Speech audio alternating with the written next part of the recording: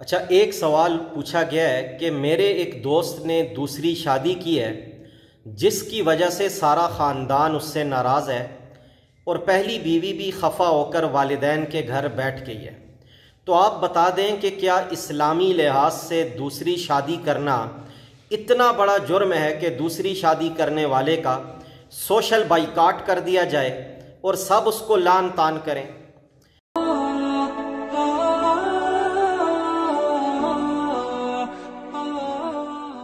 تو بھائی عرض یہ ہے کہ اسلامی لحاظ سے ایک سے زائد شادیاں کرنا کوئی جرم نہیں ہے۔ یہ تو ہمارے بر صغیر کے معاشروں میں اسے برا سمجھا جاتا ہے، ورنہ اسلام نے تو ایک سے زائد شادیوں کی ترغیب دی ہے۔ خود نبی علیہ السلام اور بڑے بڑے صحابہ کرام کے گھروں میں ایک سے زائد بیویاں موجود تھیں، اور قرآن نے بھی جب نکاح کی بات کی تو فرمایا فَانْكِحُوا مَا طَابَ لَكُم مِّنَ النِّسَاءِ مَثْنَىٰ وَثُلَاثَ وَرُبَاعَ،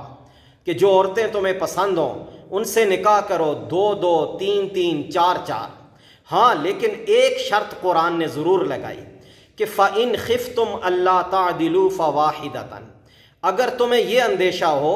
کہ تم بیویوں کے درمیان انصاف نہیں کر سکو گے تو پھر ایک ہی بیوی پر اکتفا کرو۔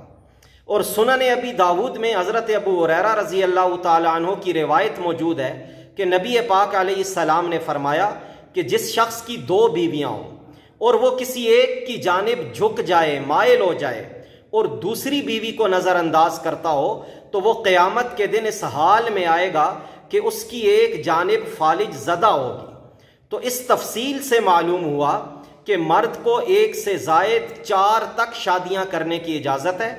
بشرطے کہ وہ انصاف کے ساتھ اپنی بیویوں کے درمیان برابری قائم رکھ سکے۔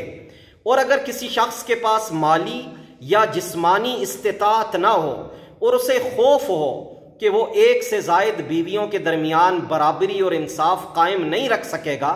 تو اسے ایک سے زائد شادیاں کرنے کی شرعی طور پر اجازت نہیں ہے، وہ ایک ہی بیوی پر صبر و شکر کے ساتھ گزارا کرے۔